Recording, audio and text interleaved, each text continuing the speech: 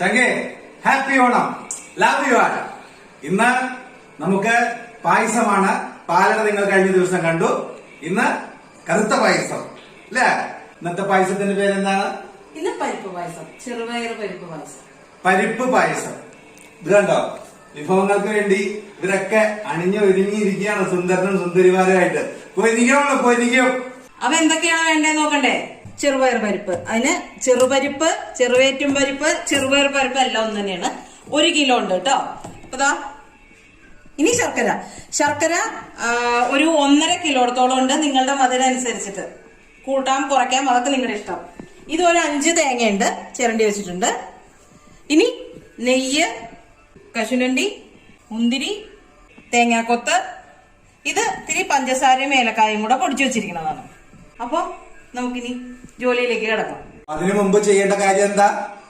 കണ്ണൻ ചിന്നാത് കലാകാരൻ എന്ന ഫേസ്ബുക്ക് പേജിലാണ് ഇപ്പോൾ എന്റെ ചങ്കുകൾ പതിവ് പോലെ കണ്ടുകൊണ്ടിരിക്കുന്നതെങ്കിൽ പുതിയതായിട്ട് വന്നിട്ടുള്ള ചങ്കുകൾ ആരെങ്കിലും ഉണ്ടെങ്കിൽ അത് ഫോളോ ചെയ്യാൻ മറക്കണ്ട, ലൈക്ക് ചെയ്യാൻ മറക്കണ്ട.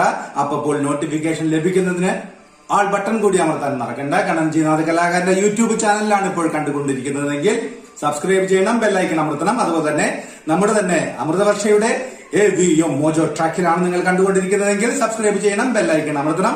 ഇതെല്ലാം എന്റെ ചങ്കുകൾ ചെയ്തിട്ടുണ്ട്. പുതിയതായിട്ട് വന്നിട്ടുള്ള ഏതെങ്കിലും ചങ്ക് കാണുന്നുണ്ടെങ്കിൽ അവർക്ക് വേണ്ടിയാണ് ഈ സംസാരം കേട്ടോ.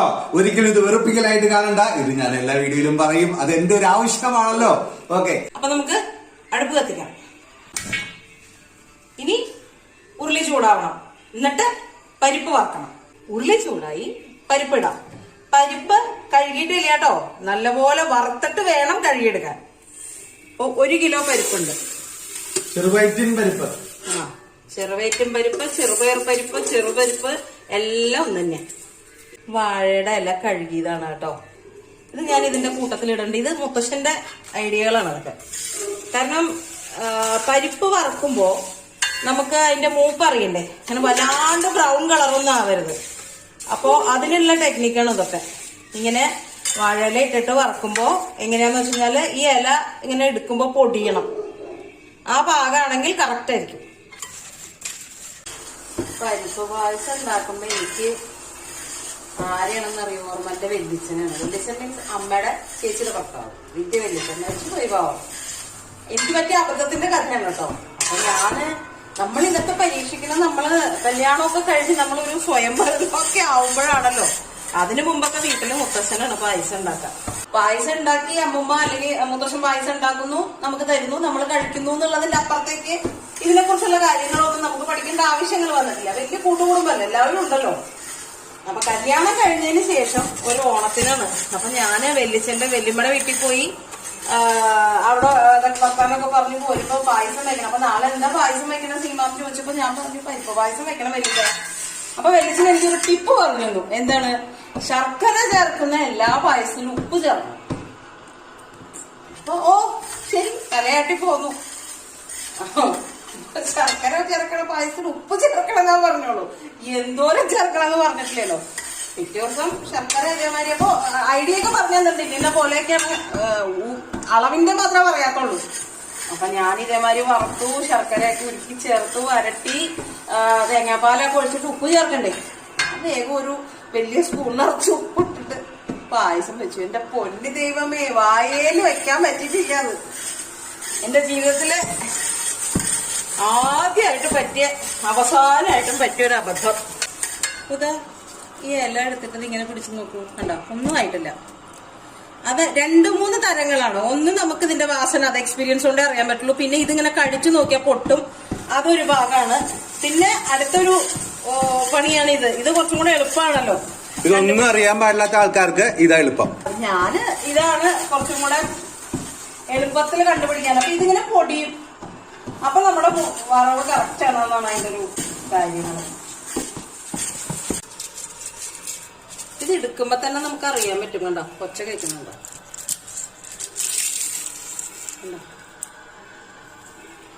ഞാൻ ഇത് ഓഫ് ചെയ്യണം കേട്ടോ. ഇത് കോരി എടുക്കുകയാണെ. അധികം നേരം അതിൽ വെച്ചോണ്ടിരിക്കാൻ പറ്റില്ല, കളർ മാറും. പരിപ്പ് വറുത്തത് നമുക്കിത് കഴുകിയെടുക്കാം. ചൂടുണ്ട് കേട്ടോ, സൂക്ഷിച്ച്. അപ്പൊ ചോദിക്കും എന്നാ ചേച്ചി ഇത് കഴുകിയിട്ട് വറുത്താ പോരെന്ന്. കഴുകിട്ട് വറുത്താ പോരാ, വറുത്തിട്ട് തന്നെ കഴുകണം. പണ്ട് ചേന്നമംഗലത്ത് ശശിയേട്ടൻ ഉണ്ടായിരുന്നു. വലിയ പാചകക്കാരനായിരുന്നു. ഒത്തിരി തിരക്കുള്ള പഴയൊരു പാചക വിദഗ്ധൻ തന്നെയായിരുന്നു ശശിയേട്ടൻ. ശശിയേട്ടൻ ഉണ്ടാക്കുന്ന പാലടയാണ് കണ്ണേട്ടൻ പഠിച്ചത്. പണ്ട് ആകാശിന്റെ 28-ന്, അന്ന് മീനാക്ഷിയൊന്നും ആയി തുടങ്ങിയിട്ടില്ല. അന്ന് ശശിയേട്ടൻ ഉണ്ടാക്കിയ പാലട ശശിയേട്ടൻ എന്നെ പഠിപ്പിച്ചിരുന്നു. അതാണ് കണ്ണേട്ടൻ ഇവിടെ ഉണ്ടാക്കാറുള്ളത്. അടിപൊളിയാ അത്. അത് വേറൊരു ദിവസം ഉണ്ടാക്കി കാണിച്ചു തരാം. ശർക്കര ഉരുക്കുകയാണ് കേട്ടോ. ഉരുക്കിയിട്ടൊന്ന് അരിച്ചെടുക്കാം. ഈ ശർക്കരക്ക് ഇത്തിരി മധുരം, ചില ശർക്കര അങ്ങനെയാണല്ലോ, ചിലതിന് ഭയങ്കര കട്ട മധുരമായിരിക്കും, ഇതിന് അത്ര മധുരമില്ല. അതുകൊണ്ടാണ് ഞാനത് 1.5 കിലോ ആയിട്ട് എടുത്തിരിക്കുന്നത്. മധുരം നല്ലപോലെ ഉള്ളത് ആണെന്നുണ്ടെങ്കിൽ അത്ര എടുക്കണമെന്നില്ല കേട്ടോ 1 കിലോന്. ഇല്ല, മധുരം അത്ര ഇല്ല, ഇത് കുറവുണ്ട് മധുരം.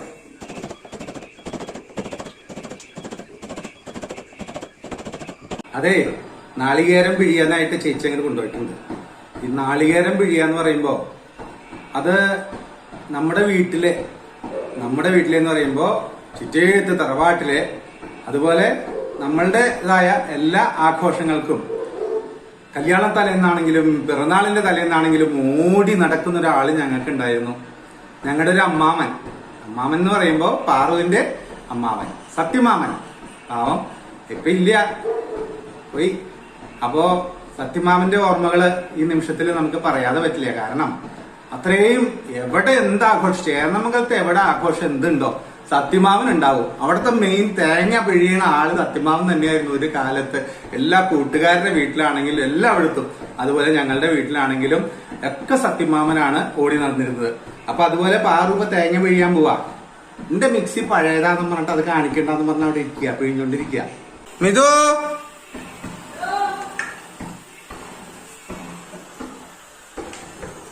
ആടിക്കഴിഞ്ഞാ, പാട്ടെടുത്ത് കഴിഞ്ഞാ, പായസം റെഡി ആയിക്കൊണ്ടിരിക്കണു. ആ തേങ്ങ പിഴിയാനൊന്ന് സഹായിക്കാൻ പറഞ്ഞമ്മ.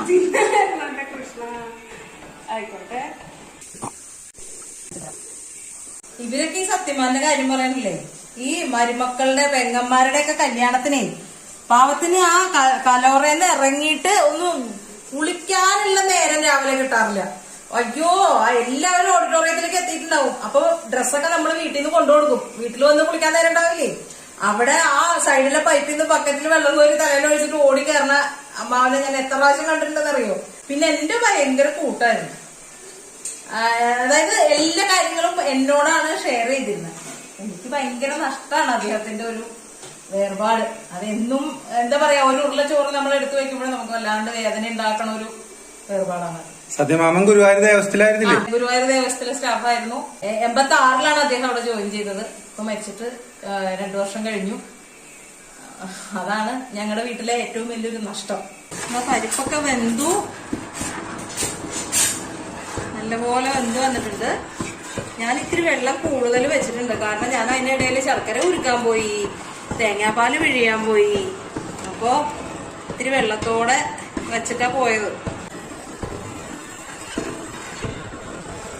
പരീക്ഷിക്കാൻ നിൽക്കണ്ടല്ലോ, ഇത്തിരി വെള്ളം കൂടുതൽ വെച്ചാൽ നമുക്ക് ഇടയിലൊന്ന് ഇളക്കി കൊടുത്താൽ മതി.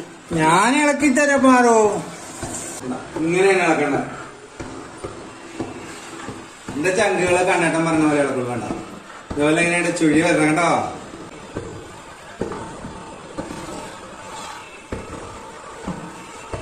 കൈ വിടാതെ ഇളക്കിക്കൊണ്ടിരിക്കണം.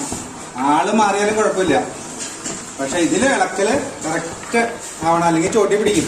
പാത്രത്തിന്റെ ചോട്ടി പിടിക്കാതെ ഇത്തിരി ക്ഷമയൊക്കെ ആവശ്യം. പായസം ഉണ്ടാക്കാന്ന് പറയുമ്പോ നമുക്ക് കമ്പ്യൂട്ടർ യുഗമാണെന്ന് പറഞ്ഞിട്ട് കമ്പ്യൂട്ടറിൽ പായസം ഉണ്ടാക്കാൻ പറ്റില്ലല്ലോ. കഴിഞ്ഞ ദിവസേ എനിക്കൊരു അബദ്ധം പറ്റിന്ന് പറഞ്ഞാൽ മതി അല്ലേ. ഈ കമന്റില് നാരങ്ങാക്കറി അതുപോലെ മാങ്ങാക്കറി ഒക്കെ ഉണ്ടാക്കിയപ്പോ കമന്റിൽ ഒത്തിരി മൗത്ത് വാട്ടറിംഗ് എന്ന് പറഞ്ഞിരുന്നു. എനിക്ക് കൃത്യമായിട്ട് അറിയില്ല. ഞാൻ വിചാരിച്ച വർത്താനം പറയുമ്പോഴേ വായന്ന് വെള്ളം ഇതിൽ വീഴണമെന്നും പറഞ്ഞ് കളിയാക്കാന്ന് വെച്ചൊക്കെ ഡിലീറ്റ് ചെയ്തു. പിന്നെ എന്നെ പാറ് ചെയ്ത് പറഞ്ഞ മൗത്ത് വാട്ടറിംഗ് എന്ന് പറഞ്ഞാൽ വായില് വെള്ളം വന്നു. അപ്പൊ അത്യാവശ്യം ഇതൊക്കെ റെഡി ആയിട്ടുണ്ട്. നമുക്ക് ഞാൻ ശർക്കര ചേർക്കണം കേട്ടോ.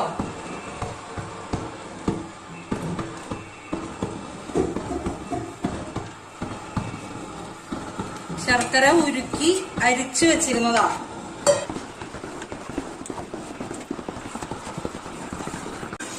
ഇപ്പൊ കാണാമോ, ശരിക്കും കുറുകി ശർക്കരയും ഒക്കെ യോജിച്ച് നല്ല കുറുകി വന്നിട്ടുണ്ട്. നമുക്കിപ്പോ 3-ാം പാല് ഇതിലേക്ക് ചേർക്കാം. 3-ാം പാലില് പാലിന്റെ അംശം കുറവാ, വെള്ളം തന്നെയാ കൂടുതല്.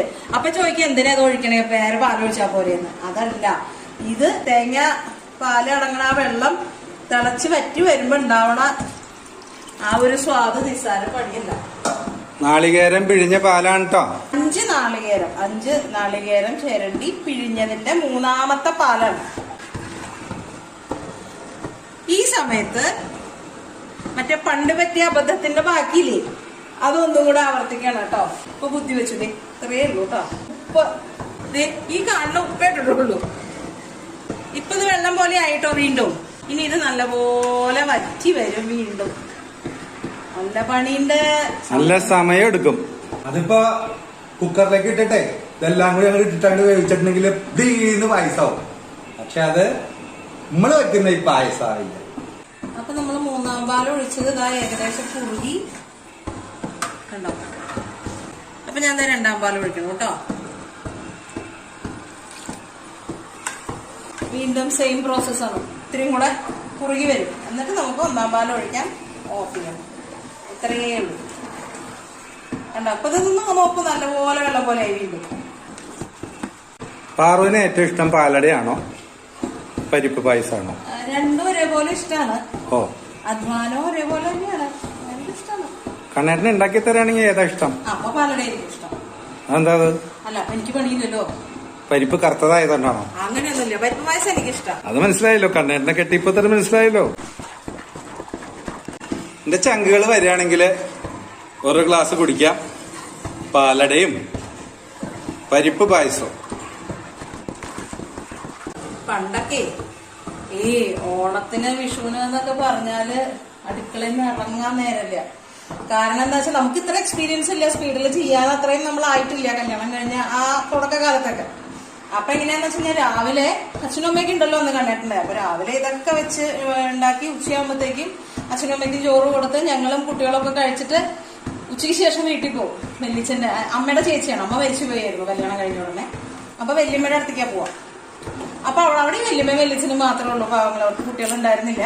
അപ്പൊ ഞാൻ പറയും വല്യച്ഛൻ ഉണ്ടാക്കണ്ട, ഞാൻ വന്നിട്ട് വൈകുന്നേരം. അപ്പൊ ചേച്ചിയൊക്കെ അപ്പോഴത്തേക്കും വരും, ഞാൻ വന്നിട്ട് ഉണ്ടാക്കിക്കോളാന്ന് പറയും. അപ്പൊ ഞാൻ എന്താ ചെയ്യാ, ഇവിടെ നിന്ന് അവിടെ ചെന്നിട്ട് അവിടെ ഉണ്ടാക്കണം. അപ്പൊ ഇവിടെ നമ്മള് ഉച്ചയ്ക്ക് ഊണ് കഴിച്ച് ആ പാത്രങ്ങളിലേക്കൊക്കെ കൂട്ടാനൊക്കെ പകർത്തി അതൊക്കെ കഴുകി അടുക്കളയൊക്കെ തുടച്ചിട്ടിട്ട് ഓടും ഇവിടെ നിന്ന് അങ്ങോട്ട്. എന്നിട്ട് അവിടെ ചെന്ന് വീണ്ടും ഇത് ഒന്നേന്ന് തുടങ്ങും.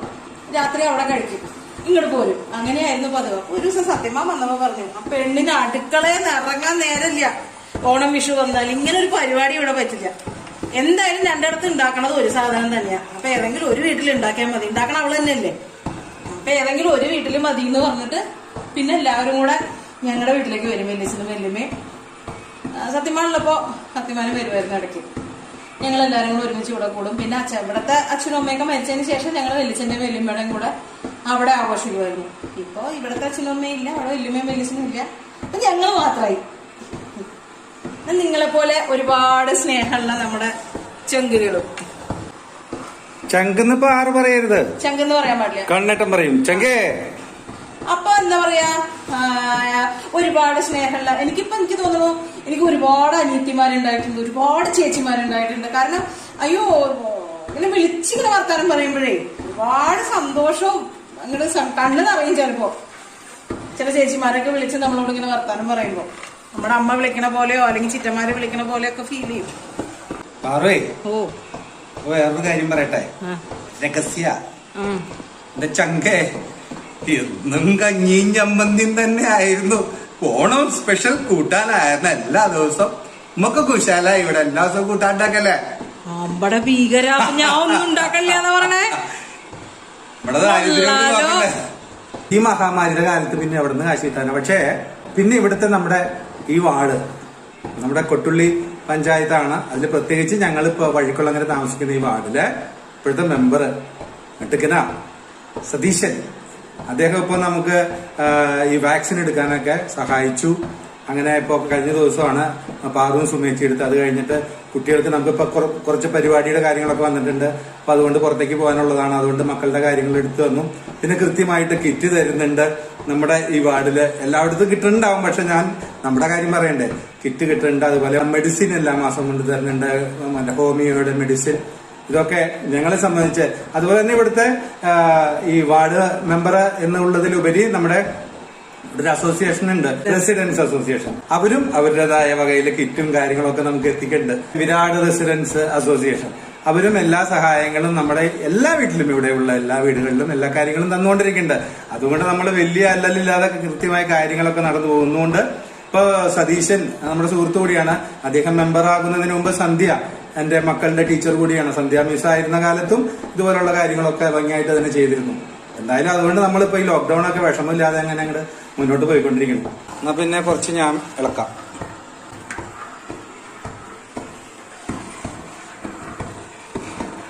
ഒരു ദിവസം രാവിലെ 8 മണിക്ക് കണ്ടില്ലെങ്കിൽ എന്റെ കണ്ണേട്ടാ ഇന്നെന്താ ഞങ്ങള് രാവിലെ എനിക്ക് റെഡി ആയിരുന്നിട്ട് വന്നില്ലല്ലോ എന്ന് പറയുന്ന ചങ്കുകളാണ് കൂടുതലുള്ളത്.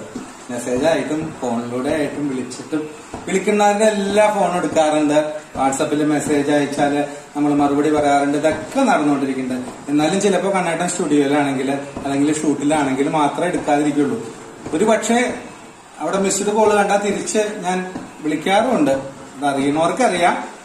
ഇനി എങ്ങാനും ആരെങ്കിലും വിട്ടുപോയിട്ടുണ്ടെങ്കിൽ എടുക്കാനോ എടുക്കാതെ ഇരുന്നിട്ടുണ്ടെങ്കിൽ ക്ഷമിക്കുക. നമുക്ക് കുടിക്കാൻ വേണ്ടി തിളയ്ക്കുന്ന പായസം ചങ്കേ വന്നാ തരാം. അപ്പൊ ഞാൻ കുറച്ച് ഏലക്കായും പഞ്ചസാരയും കൂടെ പൊടിച്ചു വെച്ചിട്ടുണ്ട്. എനിക്ക് ശരിക്കും പറഞ്ഞാൽ ഇതൊന്നും ഇതിൽ ചേർക്കാൻ ഇഷ്ടമല്ല. ആ പരിപ്പിന്റെ ആ ഒരു വാസനയും സ്വാദും ഒക്കെ കിട്ടണ്ടേ. പക്ഷെ ഏലക്കായ ചേർക്കണല്ലോ, പായസല്ലേ. അതുകൊണ്ട് കുറച്ച് വേറെ ഒന്നും, ചുക്ക് ജീരകം താല്പര്യമുള്ളവരൊക്കെ ചേർത്തോളൂ. ഞാനൊന്നും ചേർത്തില്ല. ഞാൻ ഈ ഏലക്കായ പൊടിയൊന്നും ചേർക്കാറില്ല. പിന്നെ പായസല്ലേ എന്ന് വിചാരിച്ചിട്ടുണ്ട്. ഇനി അധികം നീട്ടണില്ല, കാരണം നമുക്ക് ഗ്ലാസ്സിൽ ഒഴിച്ച് കുടിക്കാനാണ്. പരിപ്പ് ഇരിക്കെ കട്ടിയോ. അപ്പൊ ഒരു നല്ല 2 തിള വന്നു കഴിഞ്ഞാൽ ഓഫ് ചെയ്യാം. അപ്പൊ കണ്ടോ, ഇതിലിങ്ങനെ നമ്മളിങ്ങനെ എടുത്തിട്ട് ഇങ്ങനെ ഒഴിക്കുമ്പോ ഇതിലൊരു പാട പോലെ അത് മൊട്ടി പിടിക്കണുണ്ടോ? നോക്കിക്കോളൂ കേട്ടോ. പ്ലെയിൻ അല്ല, അതിൽ ഉണ്ട് കണ്ടോ. ഈ ഒരു അവസ്ഥയിൽ നമ്മൾ ഓഫ് ചെയ്ത് വെക്കുകയാണെങ്കിൽ ഇപ്പൊ ഒത്തിരി വെള്ളം ഉണ്ട്, അതിന് ഗ്ലാസ്സിൽ ഒഴിച്ച് കുടിക്കാൻ പാകത്തിനായിരിക്കണം. അപ്പൊ കുറച്ച് കഴിഞ്ഞിട്ട് തണുക്കുമ്പോഴത്തേക്കും നമ്മുടെ കറക്റ്റ് ആവശ്യമുള്ള ഒരു തിക്കായിട്ടുള്ള ഒരു അവസ്ഥയിലേക്ക് നമുക്ക് കിട്ടും. പായസം ഏകദേശം ആയി. ഇത്തിരി കൂടെ തിളക്കട്ടെ. അപ്പോഴത്തേക്കും നമുക്ക് കശുവണ്ടി മുന്തിരി വരയ്ക്കാം. കാരണം 1-ാം പാലം ഒഴിച്ചാൽ പിന്നെ തിളക്കേണ്ട ആവശ്യമില്ല. ഞാൻ ഓഫ് ചെയ്തിട്ടാണ്. വെറുതെ ആ ഉള്ളിയുടെ ചൂടിലൊന്നും ചൂടാവേണ്ട ആവശ്യമുള്ളൂ. അപ്പൊ അതുകൊണ്ട് ഇത്തിരി കൂടെ തിളച്ചോട്ടെ. നമുക്ക് കശുവണ്ടി മുന്തിരിയൊക്കെ ഒന്ന് വറക്കാം. നമ്മുടെ നിലാതെ വെച്ച് അടുപ്പ് കുറച്ചു ചൂടാവട്ടെ. സാധാരണ ഈ സമയത്ത് പായസം ഉണ്ടാക്കുമ്പോഴൊക്കെ ഞാൻ പഠിപ്പിക്കുന്ന ഒരുപാട് മക്കള് എന്റെ കൂടെ ഉണ്ടാവാറുണ്ട്. സ്വാദ് നോക്കാൻ, ഉപ്പ് നോക്കാൻ വരുന്നവര് കുറെ പേരുണ്ട് എനിക്ക്. എല്ലാവരും മിസ് ചെയ്യണു. കൊറോണ ഒക്കെ ഒന്ന് മാറിയിട്ട് വേണം വീണ്ടും എന്റെ മക്കൾക്ക് ഇതേപോലെ പരിപ്പ് പായസവും പാലടയും സാമ്പാറും പൈനാപ്പിളും ഓരോ ചൂട്ടാനും. അമൃതവാണി നൃത്തകലാക്ഷേത്രത്തിലെ മക്കൾ. അതെ. അമൃതവാണിയിലെ അടുക്കള ഒന്നും കൂടെ ഒന്ന് ഉണരാനുണ്ട്. എല്ലാവരും കൂടെ വന്നിട്ട് വേണം. അല്ലാണ്ട് മിസ് ചെയ്യും കുട്ടികളൊക്കെ. കുട്ടികള് കാണുന്നുണ്ടെങ്കിൽ വന്നോളട്ടെ. പായസം തിളയ്ക്കുന്നങ്ങനെ തിളയ്ക്കുന്നേ. നമ്മുടെ നെല്ലാതെ ചൂടായി. എന്നോട് ഒരുപാട് പേര് ഈ നെല്ലാതെ എവിടെന്നാ ചേച്ചി, എവിടെ കിട്ടും എന്നൊക്കെ ചോദിച്ചിരുന്നു. ചിലര് ഓൺലൈനിൽ ബുക്ക് ചെയ്തു എന്നൊക്കെ പറഞ്ഞ് എന്നെ വിളിച്ചിട്ടുണ്ടായിരുന്നു. ഒത്തിരി സന്തോഷം. കുറച്ചധികം, കാരണം തേങ്ങാക്കൊത്തൊക്കെ വേണമല്ലോ, പായസല്ലേ. എന്താ സാധനം? നെയ്യ്, ശുദ്ധമായ പശുവിൻ നെയ്യ് തന്നെ ഒഴിക്കണോട്ടാ. തേങ്ങാക്കൊത്ത് എനിക്കാണെങ്കിൽ പായസത്തില് തേങ്ങാക്കൊത്ത് മാത്രമാണ് ഇടാൻ ഇഷ്ടം. പിന്നെ ഇടണേന് മുമ്പ്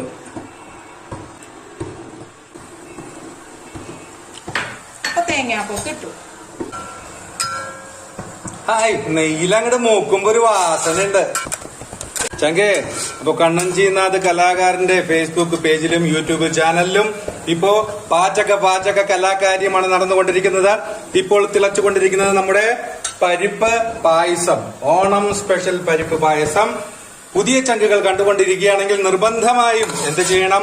ഫോളോ ചെയ്യണം, ഓൾ ബട്ടൺ അമർത്തണം, ലൈക്ക് ചെയ്യണം. യൂട്യൂബിലാണ് കാണുന്നതെങ്കിൽ നിർബന്ധമായും നിങ്ങൾ എന്ത് ചെയ്യണം? സബ്സ്ക്രൈബ് ചെയ്യണം, ബെൽ ഐക്കൺ അമർത്തണം. ഞാൻ തീ ഒന്ന് കുറച്ചിട്ട് ഇതിലേക്ക് തന്നെയാണ് കേട്ടോ കാഷ്യൂനട്ട് ഇടുന്നത്. എനിക്ക് തന്നില്ല, അതുകൊണ്ട് വേഗട്ടെ. കശുവണ്ടി വേണമെങ്കിൽ കുറച്ചധികം ആവാട്ടോ, ഞങ്ങളിവിടെ ഇല്ലാത്തതുകൊണ്ട് കുറച്ചാക്കിയതാ. നമ്മുടെ പായസം റെഡിയായി. ലാസ്റ്റ് ഇതൊന്ന് മൂക്കട്ടെ. കശുവണ്ടി മൂക്കുമ്പോഴത്തേക്കും നമുക്കിത് തേങ്ങാപ്പാല്, 1-ാം പാലാണ് കേട്ടോ. ഞാൻ ഈ ഗ്യാസ് അങ്ങോട്ട് ഓഫ് ചെയ്യാണ് കേട്ടോ. ഇനി ഉരുളിയുടെ ചൂട് മതി. ഓഫ് ചെയ്തു. 3 സ്പൂൺ നെയ്യ് ഒഴിച്ചിട്ടുണ്ട് കേട്ടോ. അപ്പൊ ഒരു വാസന ഇങ്ങോട്ട് വരുന്നുണ്ട്. ആ ഏലക്കായ പൊടിയുടെയും തേങ്ങാപ്പാലും ശർക്കരയും. അസാധ്യ വാസന കേട്ടോ. അദ്ദേഹം റെഡിയായോ? മേക്കപ്പ് കഴിഞ്ഞോ? മേക്കപ്പ് ഇതിപ്പോ കഴിയും. മുന്തിരിയും ഇട്ടു. കറുത്ത മുന്തിരി അല്ലാട്ടോ. ഞാൻ ഇതാ കാണിച്ചു തരാലോ. കണ്ടു. അത് കണ്ണത്തിന് മുമ്പിൽ അധികം നേരം വെക്കാൻ പറ്റാത്തോണ്ടാ പടേന്നിട്ടതേ. അപ്പൊ ഞാൻ ഇതൊക്കെ വീർത്ത് വന്നു. നമ്മുടെ തേങ്ങയൊക്കെ മുരിഞ്ഞു. കശുവണ്ടിയൊക്കെ നല്ല ഗോൾഡൻ കളറായി. ഞാൻ തീ ഓഫ് ചെയ്തു. കശുവണ്ടിക്ക് തടി വെച്ചോ? കശുവണ്ടിക്ക് തടി വെച്ചില്ല, മുന്തിരിക്ക് തടി വെച്ചു. മുന്തിരിയാണ് തടി വെച്ചിരിക്കുന്നത്. അതിലുള്ള ബാക്കിയുള്ള നെയ്യും കൂടി, കശുവണ്ടിയും മുന്തിരിയും വറുത്ത നെയ്യ് ഇതിലേക്ക് ഒഴിച്ചു. അമ്മ പൊന്നോ, പാച്ചം കുച്ചണ്ടേ?